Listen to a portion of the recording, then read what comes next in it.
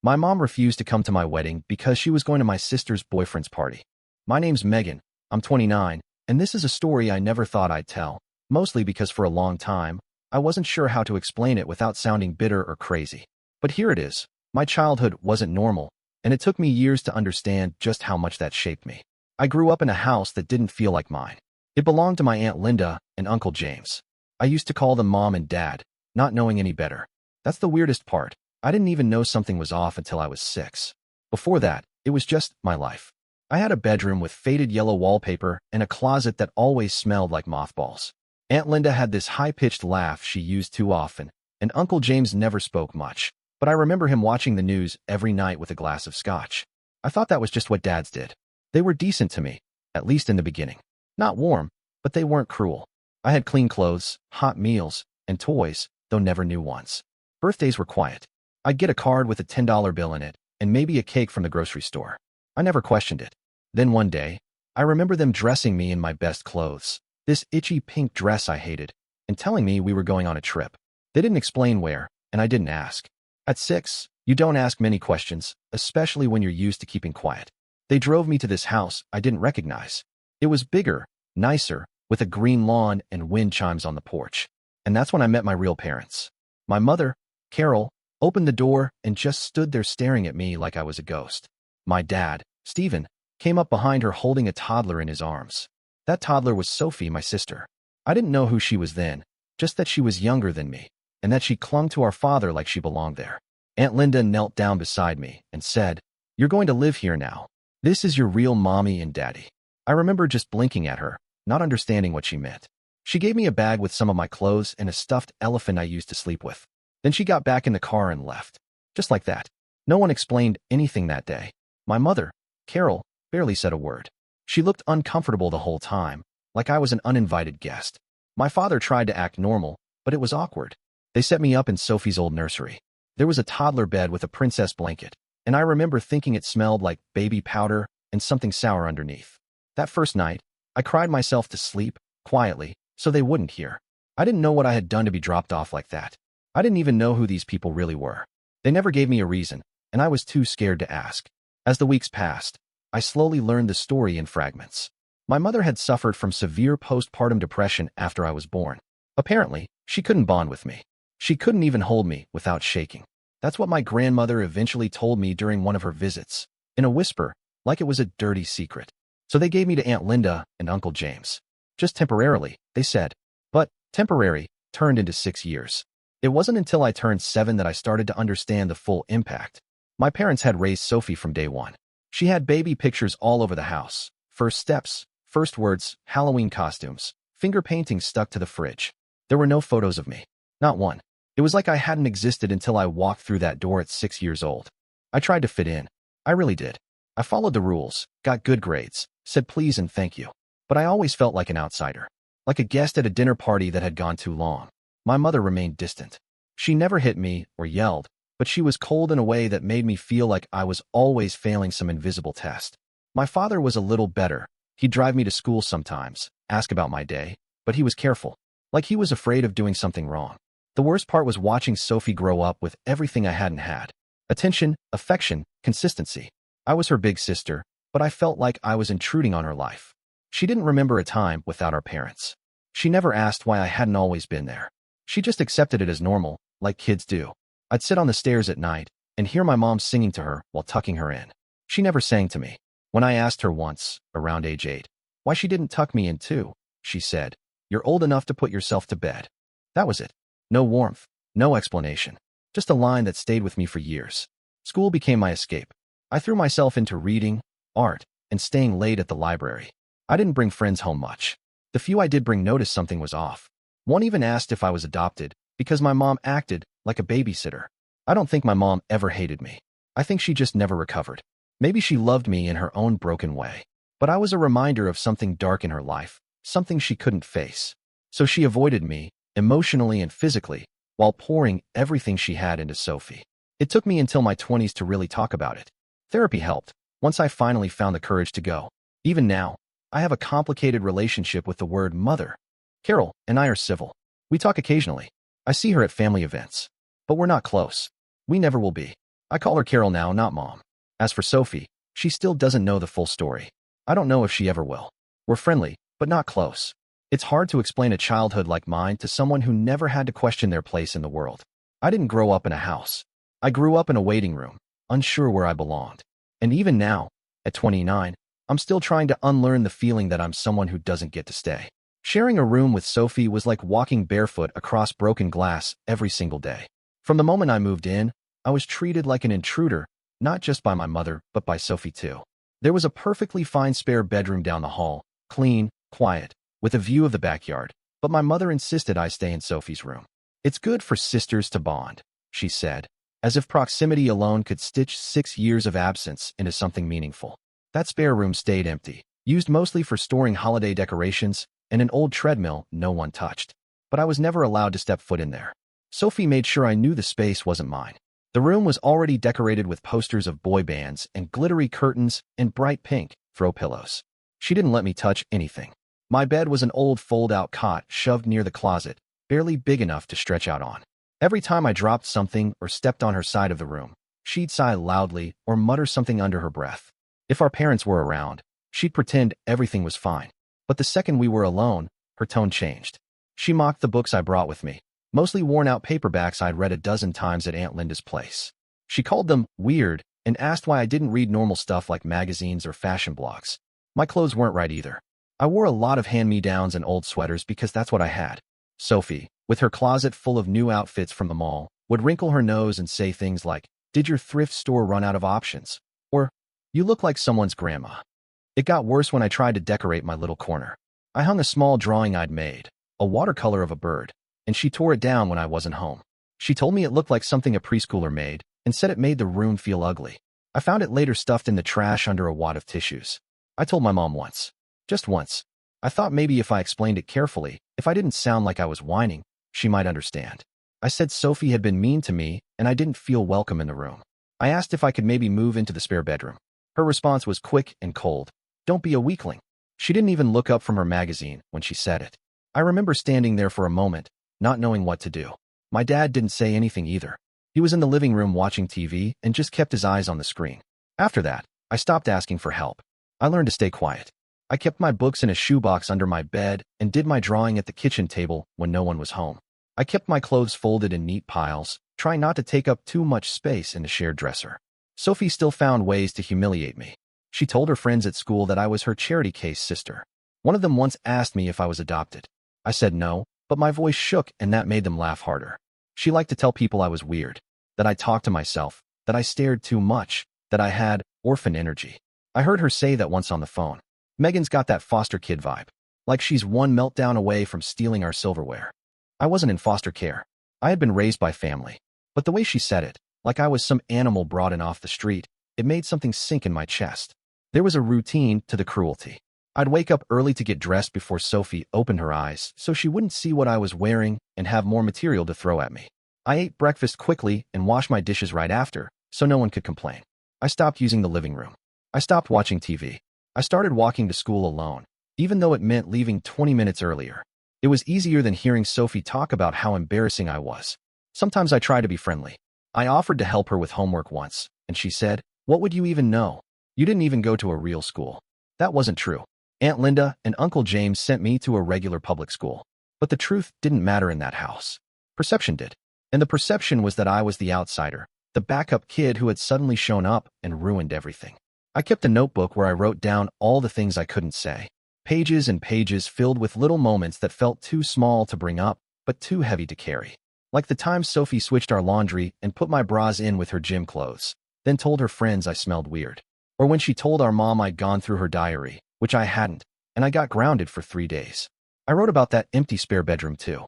How sometimes I'd sneak in when no one was home and just sit on the floor for a few minutes.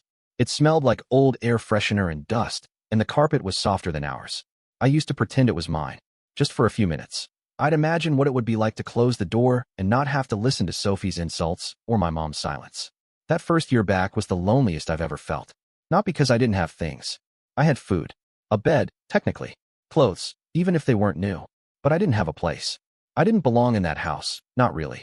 I was tolerated, not wanted. Every day, I told myself, just get through it. Keep your head down. Don't give them more reasons to think you're a burden. And that became the rhythm of my life. Silent survival in a house that kept telling me, without words, that I was never meant to be there. By the time I reached high school, I had stopped expecting much. It wasn't even about wanting anything extravagant.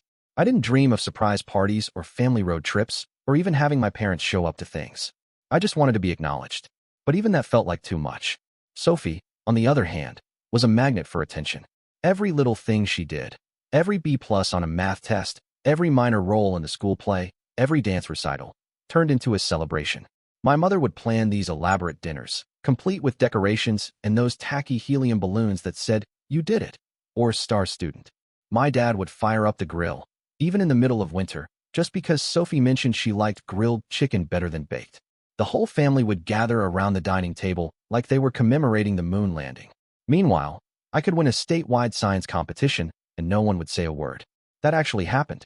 Junior year, I entered the Illinois State Science Olympiad with 2 classmates. We spent months preparing. Our project was about alternative water purification systems, something I had been obsessed with since I read a book about rural engineering in developing countries. I built a prototype using activated carbon and a gravity-fed system, and our team ended up taking first place in our division. It was one of the proudest moments of my life. No one came to see it. I told my parents weeks in advance. I even printed out a flyer with the date and time and left it on the fridge. I reminded them again the night before. Sophie, who was 15 at the time and going through her latest theater phase, rolled her eyes and asked why I was trying so hard to impress people. My mom said something about a dentist appointment she couldn't reschedule, and my dad mumbled something vague about being swamped at work. So I went alone. When we won, I stood there on stage holding the certificate while the other kids beamed at their parents in the audience. I scanned the crowd more times than I'd like to admit, hoping maybe, just maybe, someone had shown up at the last second. But no, there was no one there for me. I took the bus home with the award in my backpack and a pit in my stomach. I walked into the house around 7, still buzzing from the win, and found Sophie and my parents in the living room watching TV. My mom looked up briefly and asked if I remembered to pick up milk. I didn't even get a "how did it go?" Sophie didn't say anything at all. My dad stayed glued to the game. I ended up hanging the certificate on the inside of my closet door. I didn't want to put it up where anyone would see it, because I knew they wouldn't care, and somehow that was worse than them mocking me. At least mockery was a reaction. Indifference was a void. The contrast became a pattern I couldn't unsee. When Sophie got accepted into the school choir, they threw her a pizza party. She sang backup in a regional competition once, and we had a full-on family dinner to celebrate her dedication. When she made a TikTok that got a few hundred likes, my mom shared it on Facebook with the caption, "So proud of my talented girl." When I got straight A's my senior year, nothing. Not a card, not a dinner, not even a pat on the back. Even teachers started noticing. Mrs. Anderson, my physics teacher, once asked why my parents hadn't shown up to parent-teacher conferences. I lied and said they were out of town. She raised an eyebrow but didn't push. Another time, during a group project, someone joked that I was probably one of those kids who gets $100 for every A. I laughed along, but later I sat in the bathroom for 10 minutes just trying to keep it together. I hadn't received so much as a congratulation since middle school. It wasn't just the lack of praise, it was the lack of support. Sophie had tutors for everything, even for subjects she wasn't struggling with.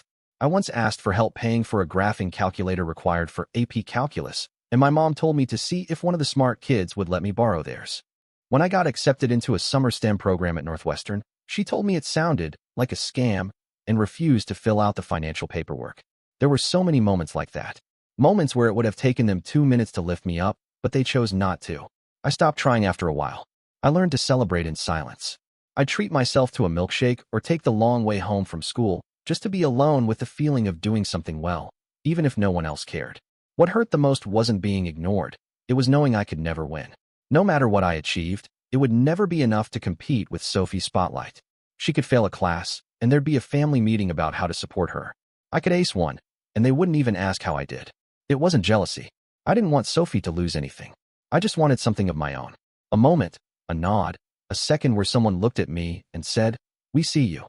But in that house, I was the background noise, the space filler, the extra. I stopped expecting to be anything else. Graduation day was supposed to be mine. Just one day. One day after 4 years of being invisible, of doing everything alone, of swallowing every disappointment without letting it show. I didn't expect banners or flowers or family brunches like some of the other kids had. All I wanted was to see one of their faces in the crowd. Just one. I had told them about it months in advance. The school sent the dates by mail, posted them online, even sent reminder emails. I printed out the flyer and taped it to the fridge. Graduation, 6 p.m., May 26th, auditorium. I circled it in red. I talked about it, cautiously, a few times during dinner. Asked if they wanted me to reserve seats. My dad said he'd be there for sure. Wouldn't miss it, kiddo, he said, tapping his fingers on the kitchen table without really looking at me. My mom didn't say anything at first, but later that week, she mentioned Sophie had a dress rehearsal for her dance showcase. Same day, unfortunately. She said like she was talking about a scheduling conflict between two errands. I nodded and didn't argue. I had learned by then not to push too hard. But deep down, I still believed my dad would show up. He'd promised, and even though that word hadn't meant much over the years, I held on to it like it was the only thing I had. I kept imagining the moment I'd walk across that stage and see him standing in the back, maybe not cheering, but at least there, maybe even with a proud look in his eyes. I let myself want that. The day came. I got ready alone. No one offered to take pictures or ask how I was feeling. I did my hair in the bathroom mirror, adjusting my cap a dozen times because it felt crooked no matter what. I wore a second-hand white dress under my gown, one I had bought with babysitting money and a discount coupon. My stomach was in knots the whole morning, not because of nerves, but because I didn't know if anyone would show. I left early, just in case. I took the long bus route because I didn't want to walk in with the kids whose parents were parking their SUVs out front. When I arrived, the auditorium lobby was already crowded with families, kids posing for pictures, moms crying, dads carrying flowers and camcorders. I smiled at a few people I knew and made my way to the back where the students were lining up. I kept checking my phone, expecting a text from my dad. Something like here, or running late, or even a dumb thumbs-up emoji. But it stayed silent. I waited until the last possible second, heart thudding, eyes darting toward the auditorium doors as people filed in. Still nothing. When my name was called, I stepped onto the stage, my heart pounding not from pride, but from something colder. I looked out over the sea of faces, dozens of rows filled with smiles, applause, flashes from phone cameras. And not one of them was looking for me. Not one of them belonged to me. I stood alone in the center of that stage with a diploma in one hand and a hollow ache in my chest. I smiled anyway, because that's what you're supposed to do. I shook the principal's hand. I turned to face the audience, to pose for the photo that would later go into the yearbook and sit in someone's living room for years. Except in mine, it would be folded and forgotten in a drawer. After the ceremony, while other students hugged their families and posed for pictures with their siblings, I sat on a bench outside and stared at the parking lot. I watched for our car. 10 minutes. 20. Then I checked my phone. One message. From my mom. Sophie had a panic attack. I called your dad. He's helping. Hope it went well. That was it. I didn't reply. I didn't cry either. I thought I would, but I didn't. I just sat there, legs shaking, fingers gripping the edge of the bench like if I held on hard enough, I could stop myself from disappearing altogether. Eventually, the campus cleared out. The janitors started sweeping confetti off the floor inside. Balloons deflated, and families loaded their cars with flowers and gifts. I walked home, all 40 minutes of it. When I got to the house, the lights were off in the front room. Sophie's bedroom door was cracked open, and I could hear music playing softly, some classical piece she used to rehearse. My parents were in their room, door shut. No one said anything. No one asked how it went. I put my diploma on the kitchen counter and went upstairs to the room I still shared with my sister. She didn't even look up when I walked in. That night, I laid in bed and stared at the ceiling, my graduation gown hanging from the closet door like a costume from a play no one had come to see. And for the first time, I let the truth settle in, not just in my head but deep in my bones. I had done it. I had made it through everything, through the silence, the cruelty, the indifference. I had graduated, and not a single familiar face had been there to witness it. The only people who ever truly saw me were Aunt Alice and Uncle Henry. From the moment I was dropped off at my parents' house, they never disappeared from my life, even though technically, they no longer had any obligation to stay involved. But they did. Every birthday, every school project, every milestone I managed to crawl my way toward. They were there. They never missed a single event. Not once. When I performed in the school's winter concert in 8th grade and played one of the background roles in the orchestra, it was Aunt Alice who clapped the loudest. She brought me a thermos of hot cocoa afterward, wrapped in a tea towel so it wouldn't spill, and handed me a little note she had written on a scrap of blue stationery. It said, "You shine brighter than you think. Don't forget that." I still have it, folded and a little worn at the corners, tucked inside a drawer I open when the world feels especially silent. Uncle Henry was quieter, but steady in a way that made you feel safe. He was the one who taught me how to change a tire in the school parking lot during my sophomore year when I called him in a panic before an exam. He didn't scold me or ask why I hadn't checked the pressure earlier. He just drove out, showed me how to fix it, and then followed me to school to make sure I made it on time.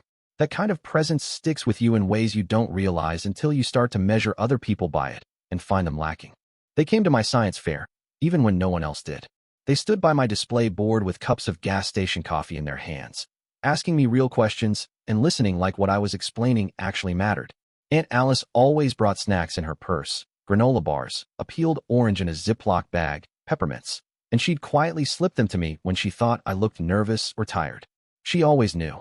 They sent handwritten letters for every report card I brought home, no matter how good or bad.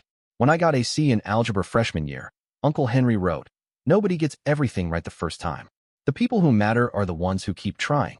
When I aced my biology final the next semester, Aunt Alice mailed me a tiny silver frog charm with a note that said, "For your leaps forward." They remembered the things I cared about. When I went through a phase of drawing birds and taping them to the inside of my school binders, Aunt Alice bought me a sketchbook with thick pages and a set of watercolor pencils that I used until they were worn down to the wood. When I said once in passing that I liked astronomy, Uncle Henry drove me to an observatory an hour away and spent 3 hours with me freezing in the grass as I looked at stars through a telescope someone had brought. I never had to ask them to show up. They just did. When I told them I had made it to the state finals for the Science Olympiad, they cleared their schedules and drove 3 hours to be there. They took me out for pancakes afterward and kept the receipt, joking that one day they'd frame it when I got my first patent. When I showed them the acceptance letter to the summer STEM program, they were the ones who helped me fill out the forms my parents had ignored.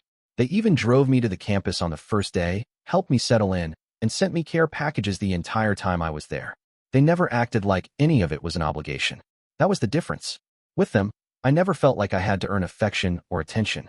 It was just there, freely given. They were proud of me before I even accomplished anything. Not because of grades or awards or anything I had done, but because I existed. That was enough for them. They were the ones who sent flowers on my graduation day when I told them I wasn't sure anyone else would be coming. They apologized, heartbreak in their voices, when they said they couldn't attend because of a medical emergency Henry had been managing. I didn't hold it against them for a second. They sent a card with a Polaroid of them holding a little sign that said, "Go Megan," and a handwritten letter saying they'd be waiting with cake the next day if I wanted to come over. I did. That night, after the ceremony, I walked to their house. It took almost an hour, but I didn't care. When I rang the bell, Aunt Alice opened the door in her slippers and wrapped me in the kind of hug that makes everything else fall away. She led me to the kitchen where a chocolate cake with strawberries on top waited, and Henry handed me a gift box wrapped in newspaper comics because he knew I liked the Sunday funnies best. Inside was a necklace with a small compass charm. "So you always know where you're going," he said, smiling like it wasn't the kindest thing anyone had ever done for me. That kitchen, that night, it felt more like home than my parents' house ever had. I remember sitting there with them, eating cake off mismatched plates, laughing about nothing in particular, and thinking, this is what family is supposed to feel like. Not cold silence, not indifference, not being forgotten and told not to be a weakling.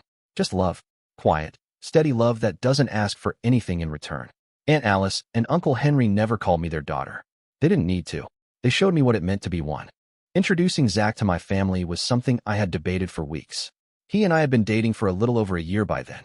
He was quiet, thoughtful, always listening more than he spoke, but when he did say something, it was usually worth hearing. He worked as an engineer at a well-known IT company, had his own apartment, volunteered on weekends teaching coding to kids, and treated me with more kindness and patience than anyone else ever had. He was steady, real.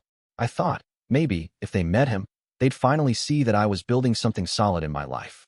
I don't know what I expected, honestly. Maybe not enthusiasm, but at least politeness.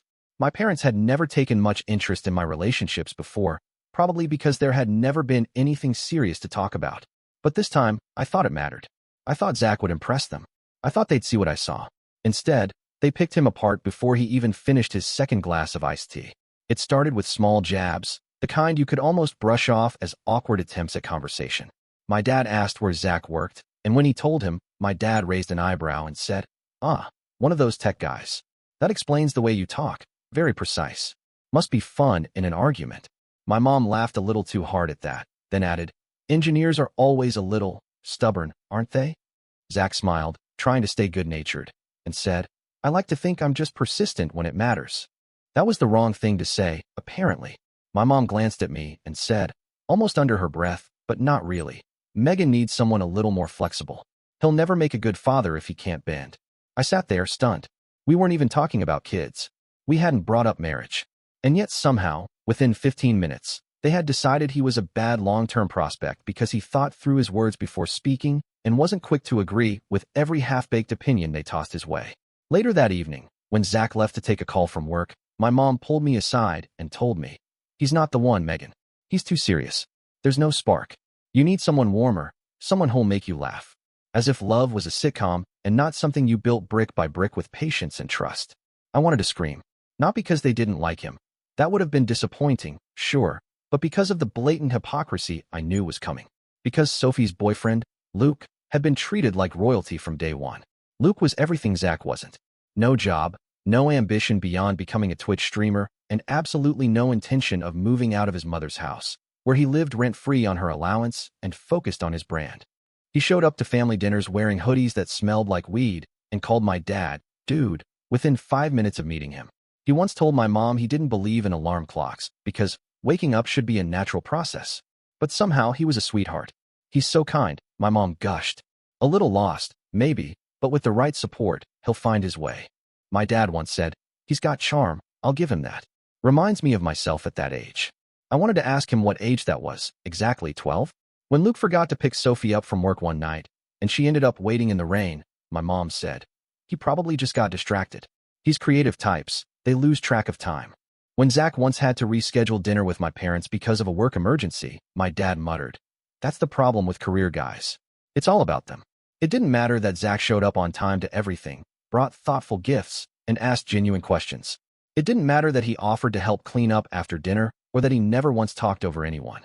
All they saw was someone they couldn't control, someone who didn't suck up or play into their idea of what a good boyfriend should be. Meanwhile, Luke got praised for showing up with a bag of takeout and calling Sophie babe in front of them. They acted like he was doing charity work by dating her. At first, I tried to laugh it off. I told Zach they were just old-fashioned, a little stuck in their ways. He nodded and said he understood, but I could see the hurt in his eyes. It's hard to be judged by people who don't even try to know you. Eventually, I stopped bringing Zach around. Not because I was ashamed of him, but because I was tired of watching my parents dissect him like he was some flawed prototype I'd built in a garage. I was tired of defending every little thing about him while Sophie got to date someone whose greatest achievement was leveling up in a video game. I didn't need their approval. I knew that, but I think a part of me still wanted it. Wanted them to see that I was doing okay, that I had found someone good, someone real. Instead, they made it clear, again, that whatever I had would never be enough, simply because it was mine. When Zach proposed, it was quiet and personal, just the way I wanted it. We were in the park where we had our first real conversation, sitting on the same old wooden bench near the pond, surrounded by the smell of damp grass and the sounds of late spring. He didn't do a big speech or pull out a flashy ring. He looked at me like I was the only person on earth and asked, simply, if I wanted to spend the rest of my life with him. I said yes before he finished the sentence. We took a few days to ourselves before telling anyone. I knew the reaction wouldn't be what it should be. I had accepted by then that milestones for me would always come with a shadow, that no good news was ever truly uncomplicated in that family. Still, part of me hoped, irrationally, maybe, that this would be different. We went over for dinner at my parents' house the following weekend, and just before dessert, I told them. I didn't make a big announcement. I just said it straight. Zach and I are engaged. I held up my hand with the ring. It wasn't flashy or huge, but it was beautiful to me. It was his grandmother's, passed down quietly through the years. My dad blinked, nodded, and after a pause said, "Well, that's big news." He gave me one of his half smiles, the kind that never quite reached his eyes, and then looked down at his plate like the conversation had already ended. That was it. No questions, no congratulations, just a soft grunt of acknowledgement and a return to his mashed potatoes. My mother didn't speak at all. She picked up her wine glass and sipped it, eyes still locked on Zach like she was waiting for him to vanish. When the silence dragged on long enough to make the air feel heavy, she stood up and started clearing plates like I had just announced I was switching cell phone carriers. No reaction, no emotion, nothing. Sophie, who had shown up late and spent most of dinner scrolling on her phone, didn't look up. She didn't say a word. She just kept tapping and smirking at her screen, probably messaging her friends about something that mattered to her, which clearly wasn't me. The next morning, I got a message from my mom. Just one line. "I'm disappointed in your choice." No explanation. No attempt at a conversation. Just a cold, flat sentence that hit harder than I expected, even though I should have known it was coming. I stared at the screen for a while, then put my phone down and walked away before I said something I couldn't take back. Zach asked what she said, and I lied. I told him she just needed time. He didn't press. He could see it in my face. Sophie never replied at all. Not even a thumbs up, not even a lazy congrats. It was like I had announced the weather, and she couldn't be bothered to react. I wanted to tell myself she was just busy, distracted, maybe hadn't read the message, but I knew better. She had always been able to make space in her life for what mattered to her, and clearly, I wasn't on that list. Despite everything, I still invited her to the wedding. I typed the message out slowly, staring at every word like it was a test I had to pass. Hey, I know things are weird, but I want you there. You're my sister. I sent it without expecting much, which was good, because the read receipt appeared almost immediately, and then nothing. No response, not even a refusal, just that silent confirmation that she had seen it and chosen not to care. I kept her name on the guest list anyway. I left space at the table, a blank RSVP card on the fridge, a part of me still holding out hope like a fool. Because even after everything, even after years of being second best and invisible, I still wanted her to show up. I still wanted someone from my family to see me, really see me, on the most important day of my life. I wasn't expecting love. I just wanted presence. But as always, the silence spoke louder than anything they could have said. A month before the wedding, just when I thought nothing else could surprise me, my dad called me out of the blue. I had been finalizing seating charts, sorting through RSVP cards, and trying to decide between two identical shades of ivory table runners. I wasn't in the mood for surprises. But of course, that's what I got. He didn't even start with a hello. Just said, I wanted to let you know ahead of time. Your mother won't be coming to the wedding. I froze. For a second, I thought I had misheard. What? She can't make it. Sophie's planning a surprise party for Luke. It's on the same day. I didn't say anything at first. I was waiting for the punchline. I thought, maybe, there was some kind of mix-up. Maybe he meant a rehearsal dinner. Maybe he meant something else entirely. But no, he meant exactly what he said. Sophie had decided, apparently within the last week, to throw a surprise birthday party for her boyfriend. And she had chosen my wedding day for it. Luke's birthday was in August. My wedding was in October. They weren't even close. There was no logical overlap. It wasn't like she had forgotten and scheduled it by accident. She had deliberately picked the date of my wedding. Out of all 365 days in the year, she chose that one. I couldn't believe it. She knows the date, I said slowly, trying to keep my voice even. She got the invitation. I texted her the details twice. There is no way she didn't know. I know, my dad said, and for the first time in a long while, I thought I heard some embarrassment in his voice. I told her it would cause problems, but your mother thinks it's important for Sophie to do something nice for Luke. For Luke, I repeated, like the name alone might unlock some reason behind the madness. He's had a rough year, my dad added, as if that explained anything. A rough year. Luke, the guy who hadn't worked a day in months. The guy who spent his time playing video games and mooching off his mom. The guy who once forgot Sophie's birthday and said, I thought it was next week. That Luke. And somehow, he deserved a surprise party more than I deserved my mother at my wedding. I wanted to laugh, but nothing about it was funny. I sat there in the middle of my apartment, surrounded by color-coded planning binders and RSVP lists, and felt something in me crack. I had known, deep down, that my mother was never truly invested in my life. But this was different. This wasn't subtle coldness or casual neglect. This was a choice. A deliberate, unmistakable choice. She had chosen Sophie's boyfriend's party over her daughter's wedding. I asked my dad if she had anything she wanted to say to me herself. He hesitated, then said, She's been busy helping Sophie plan. She asked me to talk to you. Of course she did. No apology. No explanation. No call. Just a message delivered through someone else, like I was an inconvenience to be managed, not a person whose heart was being shattered. I hung up the phone without saying goodbye. I sat there for a long time, staring at nothing. Then I opened my calendar, looked at the little heart I had drawn on my wedding day months earlier, and wondered how I had ever believed, ever hoped, that things would be different. The wedding was beautiful. It didn't matter that my mother wasn't there, or that Sophie didn't bother to respond. I walked down the aisle with Aunt Alice on one arm and Uncle Henry on the other, and for the first time in my life, I felt exactly where I was supposed to be. The sky was clear, the air was warm for October, and the whole day pulsed with this quiet joy that I hadn't known I was capable of feeling. My friends were there, the people who had watched me grow and fight and scrape my way into adulthood, and they danced like the floor would collapse without them. Aunt Alice gave a toast that made half the room cry. Uncle Henry stood off to the side most of the night, smiling like he had just witnessed something holy. It was perfect, even with the absences. Maybe because of them. A week later, the phone rang. I almost didn't answer. I was standing in the kitchen in my pajamas, still in the honeymoon fog, unpacking a bag of local honey and postcards we'd picked up during a short trip Zach had surprised me with. The screen lit up with her name, and for a second I just stared at it, debating. But curiosity got the better of me. I picked up. "Hello, Megan," she said, and her voice was soft, but not in the way you'd expect from someone who missed their daughter's wedding. It wasn't shame. It was calculation. I knew that tone. I'd heard it too many times growing up. "I heard it went well," she added. "No congratulations. No apology. Just that." "Yes," I said, "it did." She paused for a long moment before finally saying what she really called for. "I need to talk to you about something important. About your aunt and uncle." I didn't respond, just waited. She cleared her throat. "I've been told they're adjusting their estate. That everything is being left to you. Is that true?" I felt something cold roll through my chest. "They're your family too," she continued, her voice shifting into something almost pleading.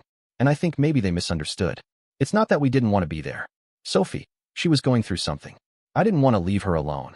It was a party," I said quietly. "She needed me," she insisted. "But maybe we all made some mistakes. That's why I'm calling. I think we should do another ceremony. Something smaller, more traditional. Just family.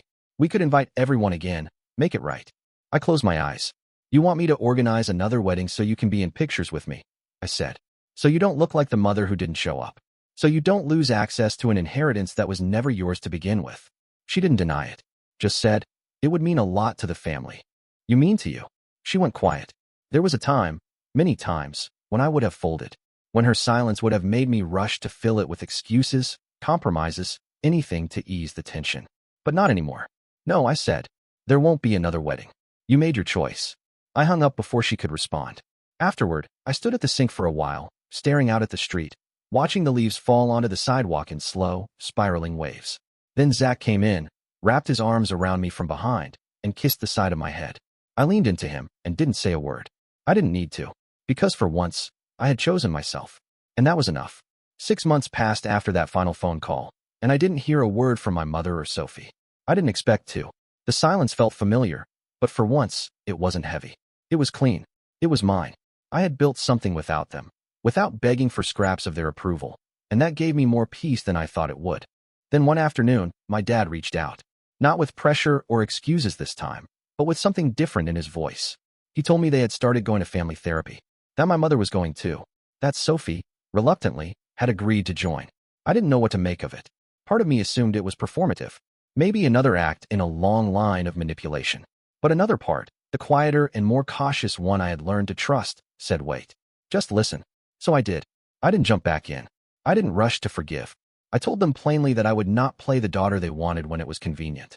I wouldn't be their redemption arc or their way out of guilt. I told them that if they were doing this for me, they had already missed the point. They said they understood. I didn't believe it at first. But slowly, they kept showing up. My mother, in her clipped way, started writing letters, not apologies, not begging, but small, uncomfortable admissions. She said things like, "I didn't know how to love you properly," and "I chose Sophie too often because it was easier." She didn't ask for forgiveness. She didn't demand anything in return. For once, she just let it sit. Sophie was colder, more guarded. She cried in one session, according to my dad, and said she had always felt like I was the reminder that something was broken in the family, even before she knew why. That didn't excuse how she treated me, and I told her that when we eventually met in person, she didn't argue. She just nodded, staring at her hands. It wasn't reconciliation, but it was the beginning of honesty. I've agreed to keep the door open. Not wide, not without conditions, but open. I told them clearly, I'm not here to repair anyone. I'm here because I deserve to be seen for who I am. Not who they want me to be, not who they remember me as, but who I have become in spite of all of it. And this time, they listened. I don't know what the future holds. I don't need to. What matters is that I've finally stopped asking for space in a house that was never built for me. I've built my own now. And the people who want to be part of it will have to come through the front door, respectfully, and on my terms. Thanks for listening to my story. I'm curious, what would you have done in my place? Would you have kept the door shut, or tried to build something new from all that wreckage? Do you believe people like that can really change, or is it just another performance? I'd really like to hear your thoughts.